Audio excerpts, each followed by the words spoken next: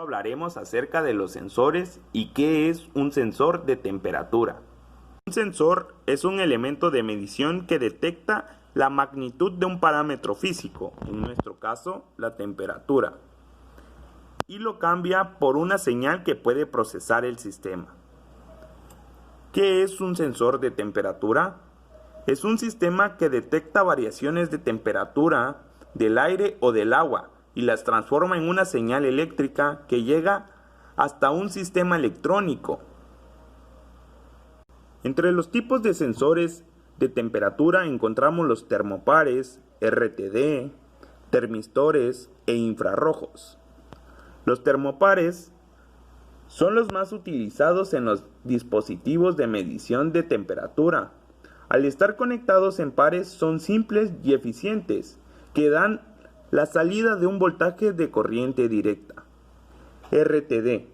Miden la temperatura mediante la correlación de la resistencia del elemento del RTD con la temperatura.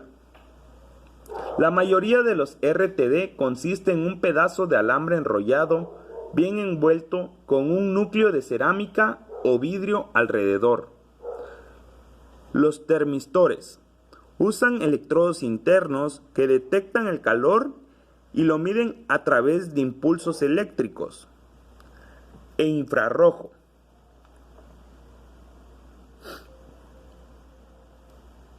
Los sensores de temperatura infrarrojos o sondas de temperatura por infrarrojo son sensores para medida de temperatura sin contacto.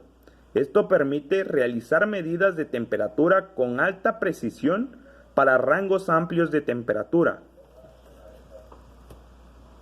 Funcionamiento. Hay dos variedades principales: sensores de temperatura con contacto y sin contacto.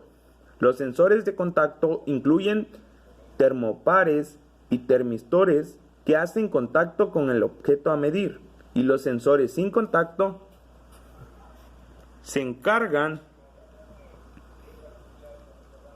de medir la radiación térmica emitida por una fuente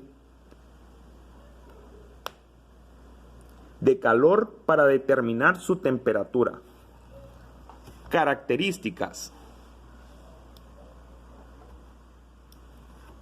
En sus características importantes de los sensores de temperatura, podemos encontrar el alto grado de protección contra la humedad, la medición de temperaturas entre los -50 grados Celsius y 800, y una punta de medición fija o intercambiable.